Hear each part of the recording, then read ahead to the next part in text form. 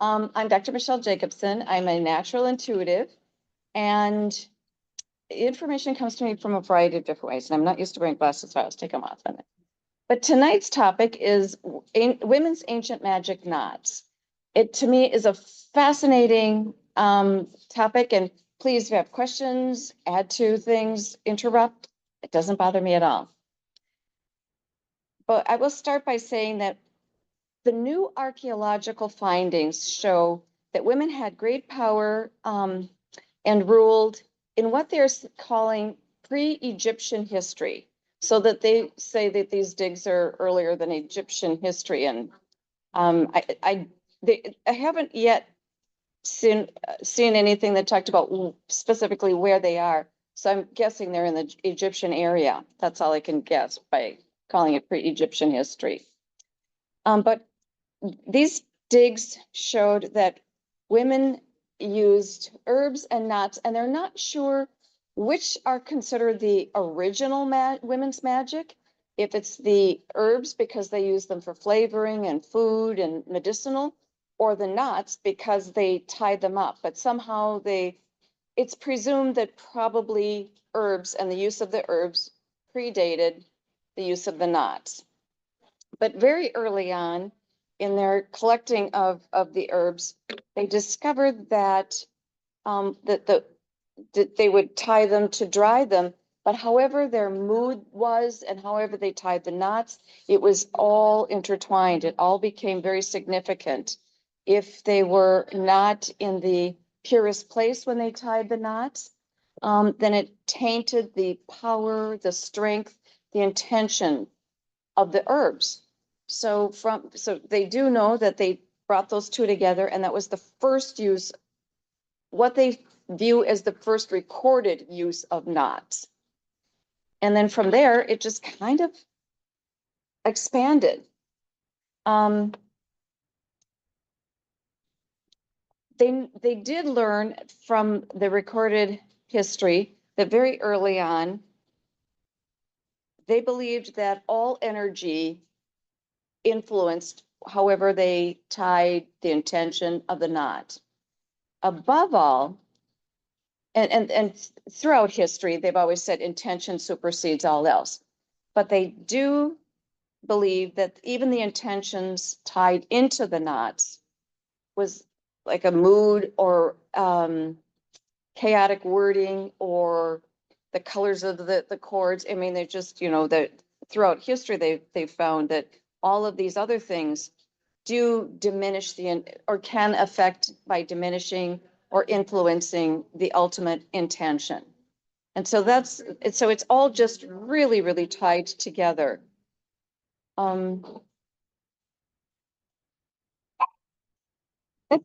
We have somebody that's coming in. They've also found that if it was a time when they needed to tie knots for whatever the reason, if they were not in the purest place, by humming or singing, first by breathing, but then by humming and singing, they could affect the overall mood and bring the intention back into a higher regard as they're using these knots. It is considered a women's magic, but over the years as well, it kind of is thinned and changed and evolved. And now, most of the time when you're looking up knotting, the history of knotting in women, it is tied to the Wiccan and witches cultures, but it's not considered originally any at all part of that culture. It was the women's culture that developed it.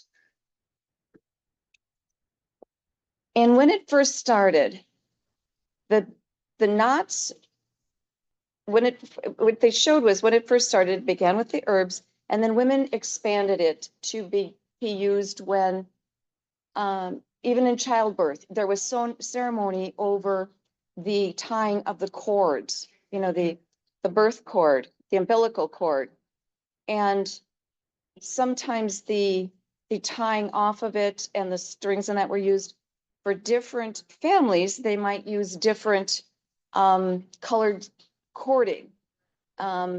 because there might be a family color that they want to tie the child to. But Actually been in a ritual for this woman who was going to give birth, and in the circle of ladies, we all tied a string to each other and then tied them each so that, and then she wore that during childbirth to make it easier to have all of our blessings and energy with her.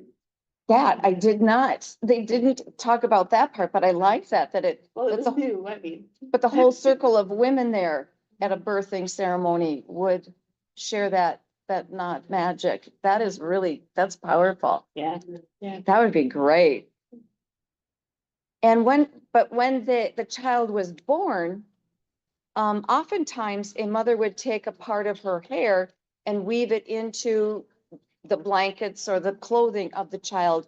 And when they say weave, the part of the weave was, sometimes weaving is considered part of the knotting, but oftentimes you would tie the hair in, and that's where the knot came in, might weave it and tie it. And they always would use an intention. Sometimes the intention was for health or vitality, usually health, vitality, and whatever the either, it depended upon, yeah, whoever tied the knot, whatever their intention was. If it was the midwife, it might be slightly different than what the mother might say at the birth, but at times it would tie the mother and the child together.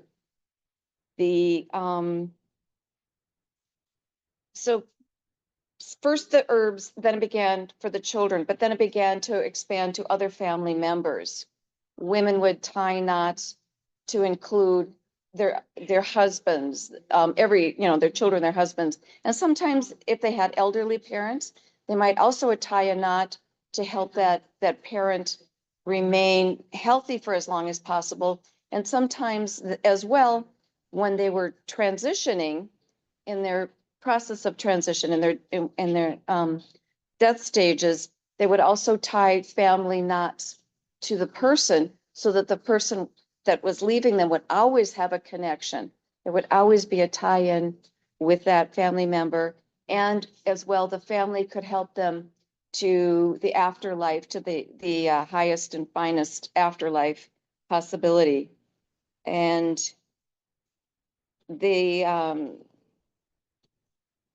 one of the things they discovered was you can tie an ill intention into a knot. And when you do, it's a harder knot to undo. And that's where they sort of believe that cutting of the cords became part of a process. But what they found is whatever you imprint into a knot is imprinted forever. So when we talk about ceremonies where they cut the cords, one of the things that I only one reference to that mentioned that it's important to maintain any imprint that you are meant to maintain, because everything has an imprint, but maybe, a scale of 1 to 10, the imprint is a 10, but you only need to maintain a half or 1 point of it or something. So you have to own that you have to maintain a part of what has been sent forth, but you have to hold on to that, but you can release all that which you don't need to hold on to. So in that cutting of the cord, this ceremony would include what I need to hold, what is my responsibility to hold, I hold on to, or is in my life, and that which I can release is released. So they talked about in all of the references that it was very important to have the highest, purest place before tying any intentions into these cords. Then from the family members, it went on to expand to the village. And from the village, it also continued to expand out to include things like their property, their animals, their lands, everything else. See, at first the village was considered to be the people within the village. And then they realized over time that they could include the land of the village and the buildings of the village and the animals of the village. And so it became all inclusive. And there are some very ancient women's groups where there was a keeper of souls in a village. And the keeper of souls had a knot for every individual in the village. And then as well, they had a knot for the families, one knot that represented the main family's holdings. And then and inclusive in that was the village and the village holdings. So, I mean, these knots were very elaborate and very expansive. Included in the knots is also braiding. Hair braiding was done first for hygiene because it was a way to keep it up and away. But then but right after that, as they were braiding the hair, they realized that they could braid in intentions. So they would braid in, the braiding was kind of like the knot in a way, but they would also braid cords in there. And oftentimes a cord braided into the hair had its own knotted intentions in there. And it different braids, families might have their own braid, just like, we hear in the Scottish culture about how a clan kilt and all that. Different families might have their own color. They might have their own braid pattern. They may have, all kinds of different things of their own. But if they did, there was always, every knot had to be done. You're going to hear the word intention a lot because it was said a lot with the knots.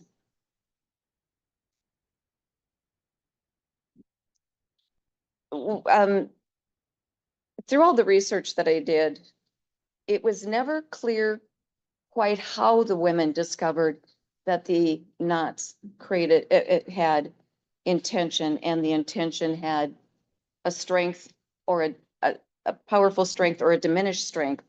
But it did definitely talk about how not in the right mood, the knots were diminished, the power and intensity of the knots were diminished. And one of the, over the years, then there became it starts with the women's magic way back in the pre-Egyptian, but then there's sort of this lull in hearing about knots and the connection until I think around the 15th, 16th century, when the Scandinavian women would also recorded a lot of history of their knots. They were very famous for braiding their men's hair before they sent them off to sea with their intentions. Another very powerful way that they used knots was they wore belts, and every knot on the belt represented a family member. And one of their reasons for using belts was to tie their men back to their land so that they would come home safely from the sea. Then, which I find this very interesting, in one village that did the most recording of their knots, they got a new priest in. And the new priest belief was by women wearing these knotted belts, tying their men to them, it was a diminishing quality. It diminished the qualities of their menfolk. It didn't honor that these men were seafaring men and they were the ones that had to face all the elements and they had to do this, that, and the next thing to bring themselves back from sea. So the priest really strongly encouraged the women to stop wearing the belts and to have the men wear their own knotted belts. He believed that it was an unnecessary practice, but to appease the culture of the time, that at least the men wearing the belts, the knotted belts, made them feel like they had the power, and it was given to the men and taken from the women. And in doing so, women also gave up their power of song. They did believe in sirens and they did believe in dragons, and they would sing to the sirens. Like when we hear of sirens, we think of the mythological, of course, I'm blanking his name right now. Odysseus. Which? Odysseus. The Odyssey. Your voice. Sorry. Never mind. I'll type it in the chat.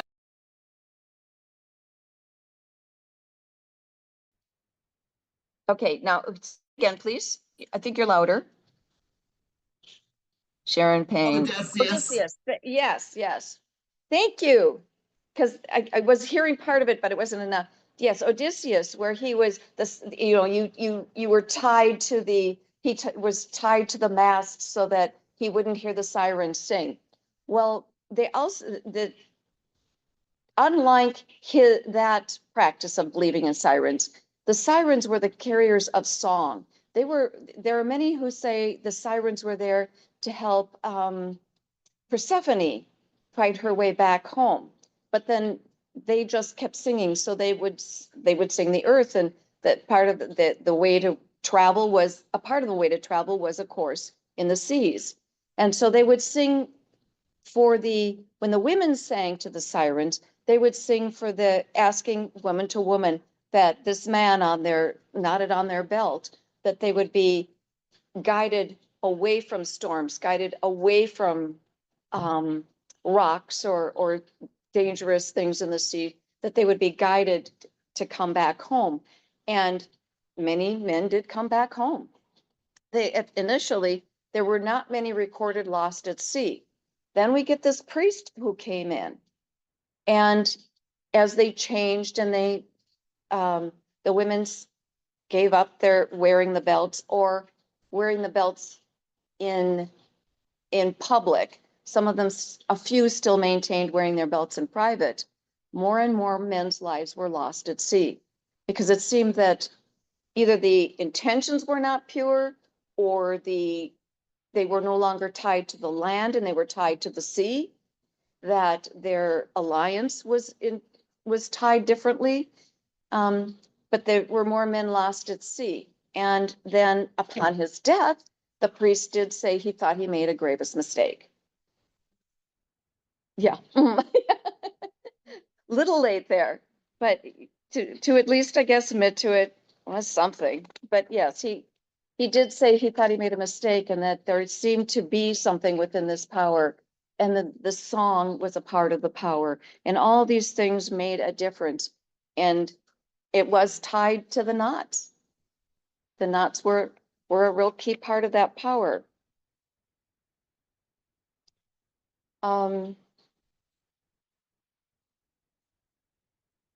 I got to catch up. Oh, and as well as they were exploring how they were using knots, there became an awareness that color could impact the power of the cord, which could impact the power of the knot. If you could tie stones in there, or what they would use, enhanced water or flower essences, which is enhanced water, all of these things would change the power of the knot. And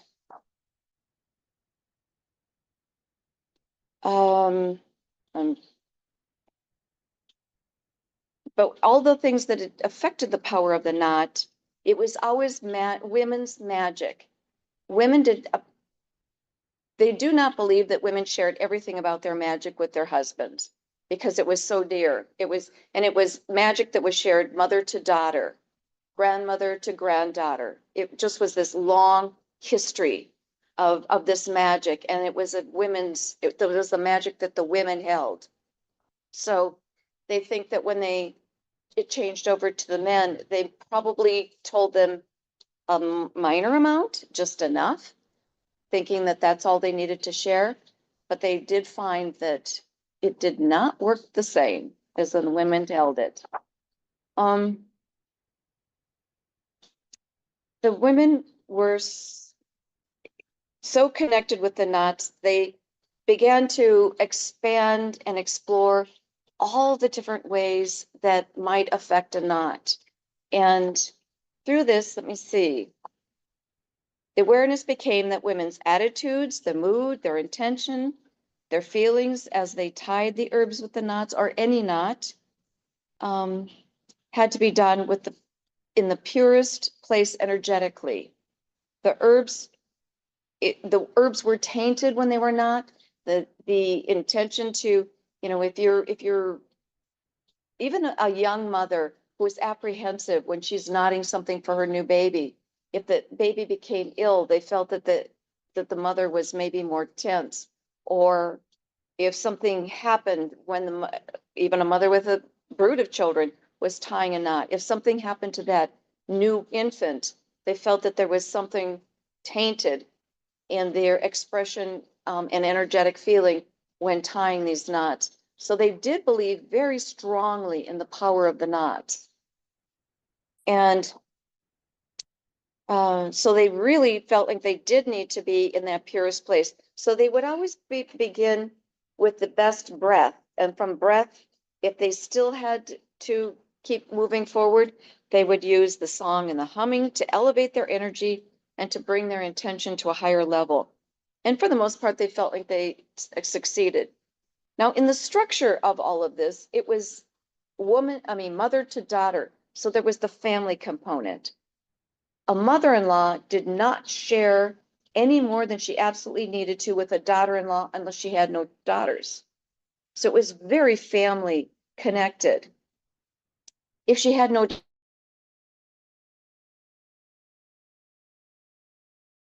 know as much about that the family knot as she needed to know for her husband, no more than that. And if a knot had too many intentions or too much, it became chaotic and became confused. But they also felt that there were some mothers that feared losing their sons, so would tie them too tightly to them, and that would be like the son who never left home. And they have some, there was some recorded history of that where the son could never seem to marry, could never find a wife, could never, never, never. And I thought, I wonder if we do that today somehow.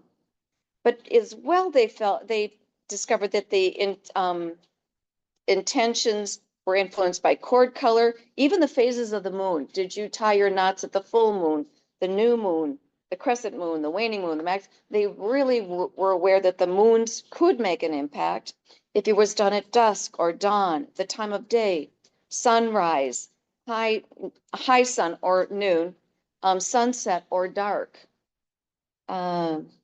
They all seem to impact that power of the magic.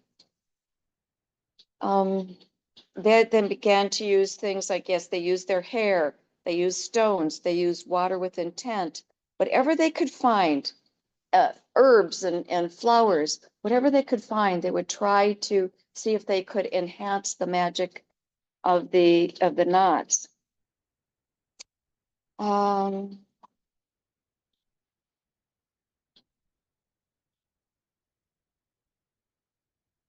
And the practice became very standard to use the power of three.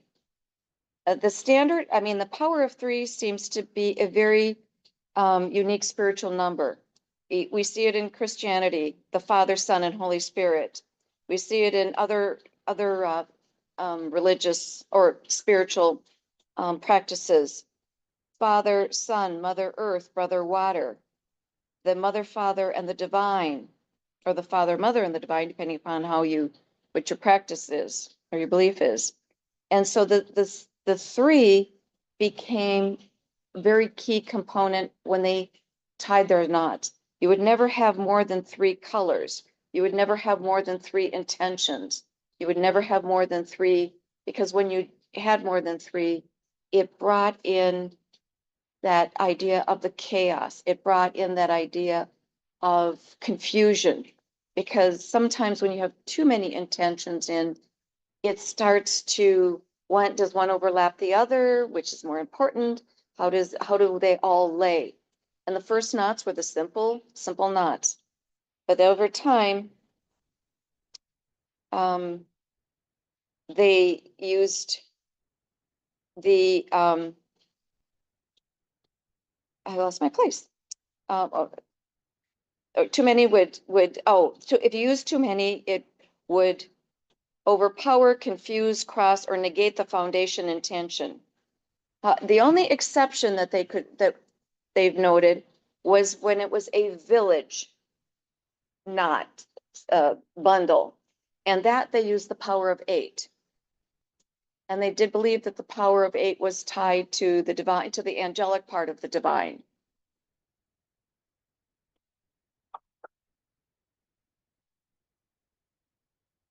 Um,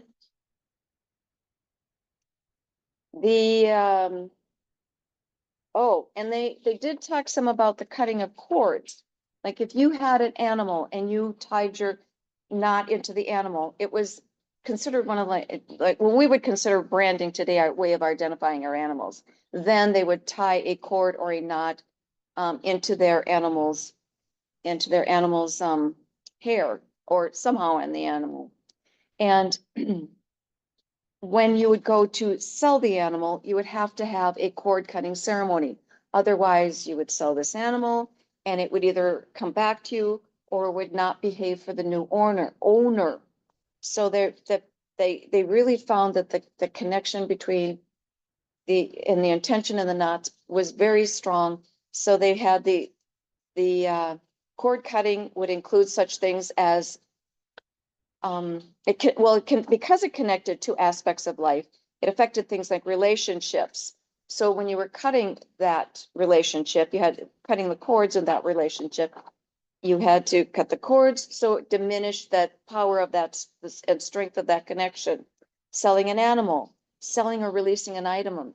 If you sold some property, if you were moving to a new home, you had to either bring all of your cording with you, but if you ever had, they did feel even if you corded your knot, if you tied your knots at home, you had to decord yourself from that home. You had to release your energy from that home as much as possible so that a new owner could come in.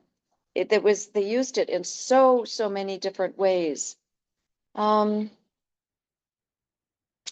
now there's, and over time they started to, especially because it was a women's magic, religion started to take over some of the practices. There are many monks, what you oftentimes see a monk with a roped belt that was mimicking the women's knotted belts without the full understanding and impact and depth of the intention. Many nuns as well wore knotted belts. Rosaries are a form, prayer beads are a form. There's many religions that have taken on different forms of that idea of having a knotted cord of intentions. Though there were several different knots created over time, the original belief was that it should be limited to 3 primary knots. The 3 knot focuses were on community, prosperity, and what they called lock, L-O-C-K-E. Community encompassed the village, a family, an interpersonal love relationships with other people, friends, community members. It just, community was any way you would be with people.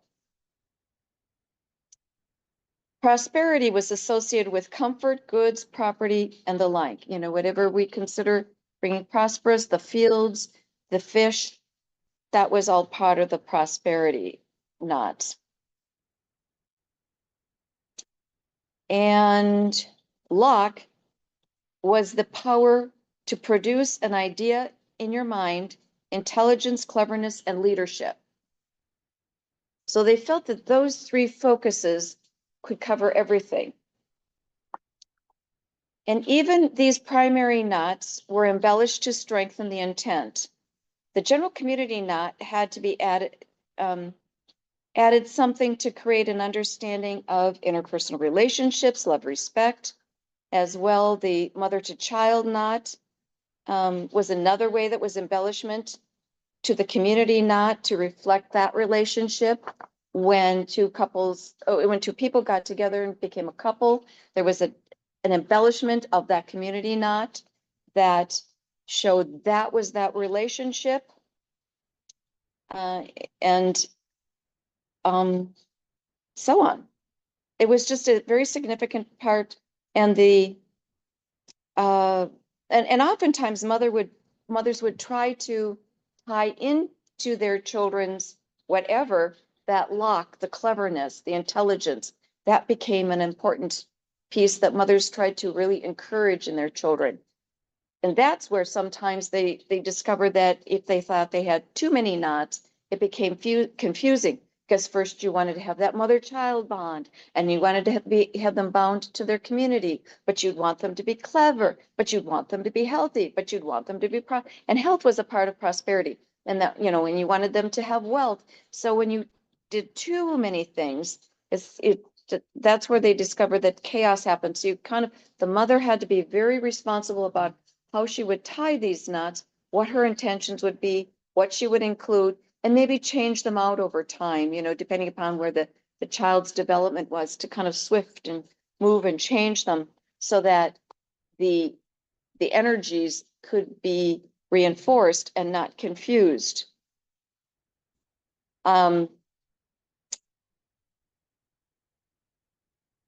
Let's see, there were also three, what they consider, the colored cords were used, but again, they found what they considered three primary colors. Each color represented a quality or an idea. One color might be the cord of a family or a community cord.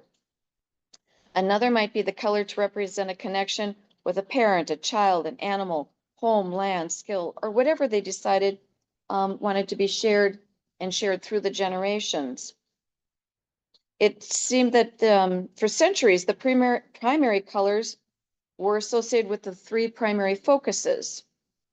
The color of community was often seen as red because it was the color of blood, which is life, is people, or brown because it was the color of earth. And dried blood can look brown. So, you know, you kind of have that too. Prosperity was again green. Green because even if men went off to sea, they still needed plants at home to grow. So it was considered, and even at sea, there was the seaweed was green. So green was used for prosperity. And tallying knots were also green. Tallying knots were their record keeping system. And they were oftentimes, if they could, either green or they brought in green, like they might put a leaf that was green in there to represent that wealth that they had. And women were in charge of bookkeeping then. Women were the talliers, they were the bookkeepers. So if they were keeping track of how many fish their men brought home, or how many herbs they had, or what they were selling, or children, they were the talliers. And those cords were always brought, if they could in any way bring in some green, they were green or they brought in greens. And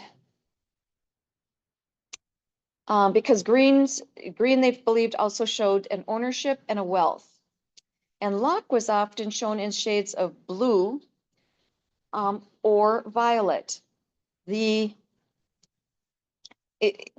blue came with the idea that cleverness was viewed as a flowing quality. And what flows is water. It became the color of water. So that blue was represented the cleverness because it flowed, it was water, so it flowed. And the violet, some of the recordings showed the flowers being violet, and they thought perhaps cleverness came with the violet flowers because it was an added expression. It was an added something. So that's where they thought, well, maybe intelligence, new inventions, cleverness came from violet. And those were that they considered the three, well, the colors of the cords, and they called them the three primary colors, even though violet and blue are two colors. It's interesting that they chose those colors and how they align with the chakras too. Exactly. I thought of that. Cleverness would be the throat chakra, which is blue, and very Gemini and everything. And then having the knowledge would be purple. Yes. And it green for the is And also spread the apart. heart, but then yeah, But it's also prosperity. which is also prosperity, because I also think it, you know, if you take it into some modern day times, Maslow's hierarchy. If you are not, if you don't have, if you can't go up the pyramid, you don't have security. You don't, and going up the pyramid is, the lower levels is like, food, shelter, security, food, those kind of things. If you don't have those, you don't have that level of prosperity. So, and yeah, just life and heart and higher expression. I thought that was very clever too. Yeah. And let's see. And even though these colors, and they do show that these colors, these basic colors were passed along from generation to for centuries, for generations and centuries of women, they would as well incorporate other colors in if they felt another color added to their intention. And maybe their region or whatever reason, they're not always sure how they decided what other colors to mix in, but those were the basic ones that they brought. And I can't turn the page. And then the words of the intention became very, very important. A woman would practice her wording of her intention long before she ever tied it into a knot. And it was viewed that they might go out into a field to practice where prosperity was, or in our, and when we think of the chakras, the heart, where do we want our heart or expression to be? And to go out into the field and to glean from nature what was the best wording for this intention. And so they would go out and they would practice what to say and how to say it when tying the knots. And I lost the page. And oh, here we go. And then they also had, and over years, we know that there is many, many different kinds of knots, but they did decide on 3 primary knots that again were passed along from generation to generation.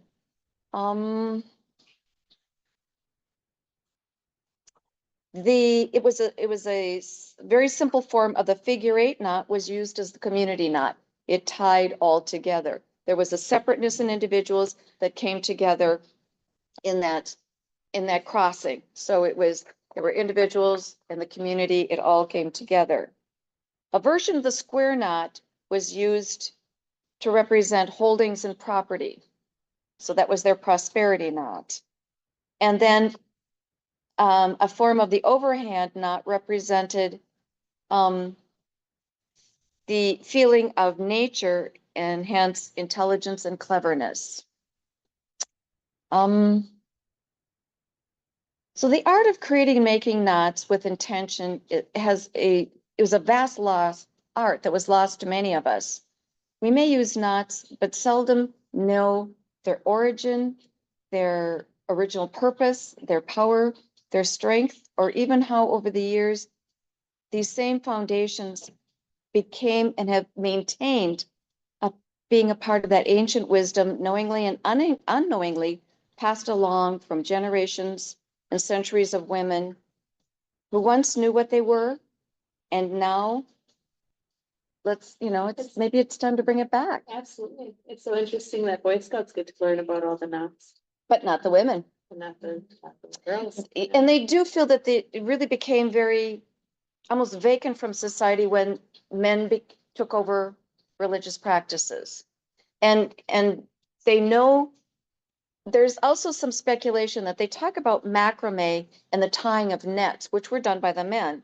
Well, originally women made the nets while the men were at sea, so they'd be ready for them when they came home. And then they would maybe perfect them during the winter or months, or they would do them during the winter or whatever. But once they went out to sea and they really were encouraging more men to tie knots, that's when macrame became more of a practice. But then again, it became more decorative. And knots were used to create pictures for their walls so that adorn their home. They were used for hygiene. They were used for intention, for health, for all these different purposes. That women's magic was very deep. It was very intentional, very strong and powerful. And I think and it crossed many different cultures, because if it was historically written by early Scandinavian women and these pre-Egyptian women, you know, it's across many lands, many different cultures and generations, and we have it. We have it in us. Now now I think of, gee, when I braided my daughter's hair, I hope I always had a good flat. If I didn't, I'm a little more concerned. Should definitely bring back singing for everything always. Well, singing is, yes. And they did say that was a part of it, but yeah, it all intertwined not. Questions, because I wanted to leave some time for people to share their thoughts or whatever. Do you know has there been any finding of these ancient textiles or ropes or those kinds of things where Yes. they still exist? Some of them Okay. still exist, that Okay. that's how they knew. That's how they sometimes knew the knots. I mean, you could take the original knots and embellish them some, like the community knot. You might take that community knot and embellish it some for your family or you're a member. You don't want this to put the same intention for the whole village into that parent-child relationship or that intercouple relationship. Oh, and I forgot to mention, because somewhere I lost it, but hand fasting is also a knot. And that was another way that they would join two people together with the hand fasting. And gee, just, there's just so many different ways they've used the knots. And then dream catchers. Dream catchers are knots, yes. And like even the knitting and the crocheting and everything. And friendship bracelets. Yes, today we have friendship bracelets. They probably did then too. Yes. I'm sure they did then, because how else would you hold something in a child? I know they did a lot of weaving things into their clothes so that it would held them close, but but they did have bracelets and the belts and necklaces and all that with the knots. You're right. 2 questions. Yes, ma'am. It's me on the Zoom. So my first was hand fasting, and then you brought it up. That comes out of that tradition, I would guess, right? In Yes, it does. Scotland, okay. Because that was really cool. My friend Tisha, I think who you know, Michele, she had a very Scottish themed wedding back in 2018, and they did a hand fasting ceremony, and Yeah, it was really cool. Hand fasting is a part of that comes from that knot tradition. Okay, That was one of the first ways that a couple would be married. right. But another thing with the hand fasting is, if you, in some cultures, it had you could tie in the knots a limited life. Like we will give this a year, and at the end of a year, you decide, do you want to make it permanent or go your separate ways? So with hand fasting, many traditions of hand fasting included an initial hand fast, and then if you chose to, a lifelong, presumably more of a lifelong one. Yeah, and this couple that I'm talking about did that. It's a year and a day in the Scottish tradition. So they did a Yes. hand fasting a year and a day before their actual wedding date. And then they repeated Yes. the hand fasting at the wedding. It was very beautiful. My other That's comment was, what's that? I'm Mhm. sorry. I was gonna say, that's exactly the way it is. A year, many of them had a year. It wasn't permanent. The first fasting was not permanent. It was a Right. year, and then you would do it again. So yeah, they did it right. They know their Scottish heritage. My other thing that I thought was really interesting was about the braiding, because Yes. as a young girl, I had short hair from like 7th grade on, but I loved braiding, and I learned how to do a French braid. I learned how to do the fishtail braid. And Oh, so wow. for my friends who had long hair, I just loved braiding their hair. I mean, I thought it was the coolest thing. So I think I just love that it was like this community of young women coming together, and I don't know, that just struck me. I'm like, oh, I love to braid. I would love to do And that for my sadly, family. you had a son. And then I had a son. Well, he He won't grow his hair. He's into mohawks. Anyway, those are my two observations. Thank you.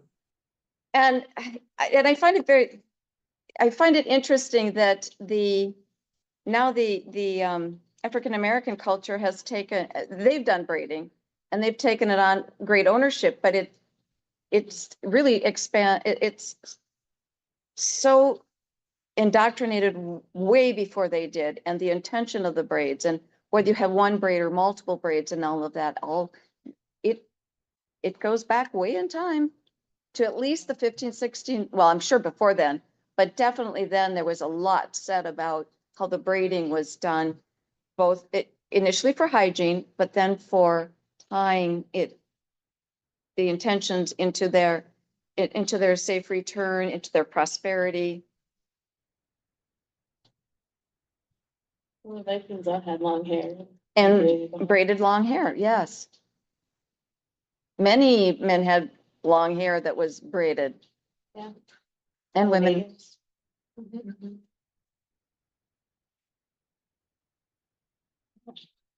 Interesting. I just never thought about that. So this is wonderful. And to be honest, I did not realize that either. And it kind of was, it kind of came to me innocently, like one time I was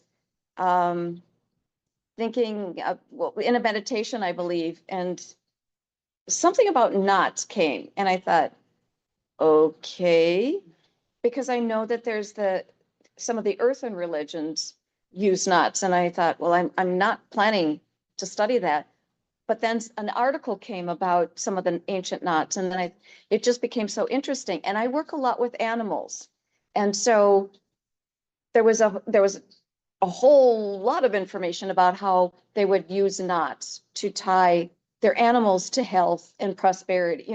The prosperity and health, because if you had a horse, it worked for you. If you had a cow, it worked for you, and it produced milk. Which was food. And if you had chickens, you wanted them to lay plentiful eggs. And so they would always use these knots of prosperity, but ownership in them. And like I said, it was one of their first ways of, in a sense, branding or showing ownership of who owned the animal. Yeah. And which to me, I kind of like that idea better. But now they still braid horses' hair, but it's for showmanship. And I wonder how it would impact the way they would braid the horse's hair if they knew about the ancient magic that they hold. And it might. When I think about it, if I was braiding my horse's hair for an event, I would be thinking about winning and all these kind of things and how fancy I wanted them to look for the competition. So I wonder if inadvertently, unknowingly, they're tying their intentions in.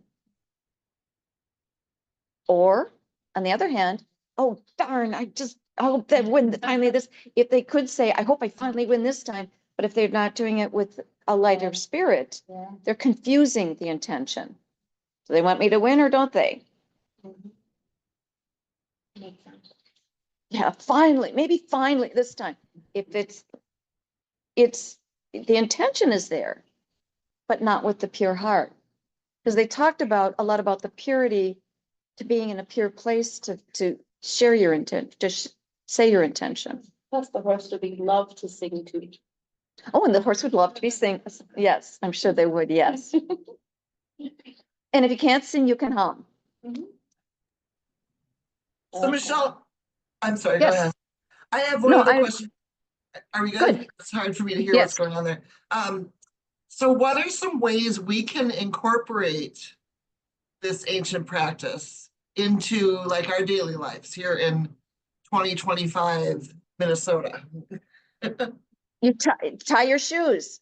When you tie your shoes, tie them with intention. Okay. Just last week, I worked with a group where we tied intention knots for their pets. And you can, and in that case too, there was certain stones and oils they would use so that you would ward off fleas and ticks and bugs and all that. that you would incorporate into the knot tying, so that you can also do that where you use other things to help intensify your intention. So you can make, if you were going to make, if you wanted to, you could make a collar for your animal, or just a small string of intention, a small string with knotted intentions that you tie onto the collar or put with them. Or even if you have it, it doesn't necessarily have to be on the animal's body. It didn't necessarily have to be on the child's body.